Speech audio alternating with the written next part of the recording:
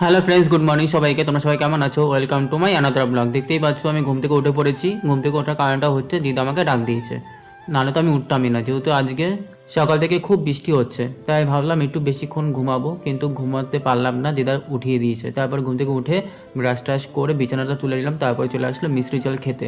আর দিদা ওদিকে রান্না করছিল। এরই মাঝে দিদা হঠাৎ করে বলে উঠেছে বোতলে জল নেই, বোতলে জল ভর। ঠিক আছে, তারপরে জল ভরলাম, জল টল ভরে তারপরে চলে আসলাম ঘরে। ঘরে এসে একটুখানি রেস্ট নিচ্ছিলাম। কি করব এই বৃষ্টির দিনে, বাইরে যে বৃষ্টি হচ্ছে। তারপর বসে বসে ফোন ঘাটছিলাম। এরই মাঝে দিদা এসেছে। দিদা এসে বলছে ভাত দেবো। আমি বললাম হ্যাঁ দাও। ভাত খাওয়ার টাইম তো হয়েই গেছে। তারপরে ভাত দিয়ে দিয়েছে। চলো এবার ভাতটা খেয়ে নিই। আজকে ভাতের সাথে ছিল ভাত, শুক্তো, চিকেন আর আলু ভাজা, তার সাথে ছিল শসা। তারপরে এই খাওয়া দাওয়া করে চলে গেছিলাম বাইরে। বাইরে গিয়ে ব্যাগটা দেখছিলাম যে ব্যাগটা শুকিয়েছে কিনা। তারপরে গিয়ে দেখছি হ্যাঁ শুকিয়ে গেছে। তারপর ব্যাগটা নিয়ে চলে গেছিলাম ঘরে। ঘরে গিয়ে ব্যাগের ভিতরে যে জিনিসগুলো ছিল সেইগুলো ব্যাগের মধ্যে রেখে দিলাম। এরই মধ্যে দিদা আবার ডাকছে। দিদা একটা কাজের জন্য ডাকছিল, যেহেতু বাইরে বৃষ্টি হচ্ছে। দিদা তো বাইরে যেতে পারছে না, তাই আমি বাইরে গেলাম। বাইরে গিয়ে জিনিসটা এনে দিদার হাতে দিয়ে দিলাম। আর এই দেখো বাইরে প্রচণ্ড পরিমাণে বৃষ্টি হচ্ছে, থামছেই না, সেই কখন যে নেমেছে।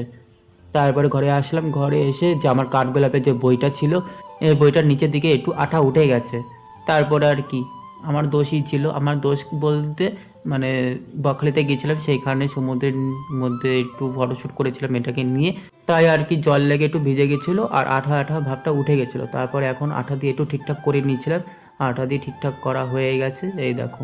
তারপরে বইটাকে জায়গার মতো রেখে দিলাম, মানে যেখানে থাকে। তারপরে এখন চলে যাবো স্নান করতে। আর এদিকে দিদারও স্নান টান করা হয়ে গেছে। এবার আমি যাই, আমি গিয়ে এবার স্নানটা করে নিই।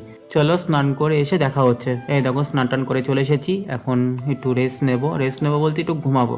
বিকেলবেলা আবার এক জায়গায় বেরোবো। এক জায়গায় বেরোবো বলতে বিননগরে যাবো। আর তানিও আমার সাথে যাবে। তানিকে ফোন করেছিলাম, ফোন করে বলেছিলাম যে বিননগর যাবো, যাবি? ও বলছে হ্যাঁ ঠিক আছে যাবো। তারপরে ও বললো 6:30 7টার মধ্যে যেতে ওদের ওখানে। তারপরে ওখান থেকে এবার ওকে নিয়ে তারপর বিননগর যাব। আর এই দেখো বিকেল হয়ে গেছে, আমি রেডি হয়ে গেছে। রেডি হয়ে এবার বেরিয়ে পড়বো। আর দিদাকে বললাম গেটটা দিয়ে দাও, এবার বেরিয়ে পড়ি। বাড়ি থেকে বেরোনোর আগে তানিকে ফোন করেছিলাম। তানিকে ফোন করে বলছিলাম রেডি হওয়ার জন্য। আর চলো তানিদের বাড়িতে গিয়ে দেখা হচ্ছে। এখন আপাতত রাখছি, দেখা হচ্ছে পরের ব্লগে।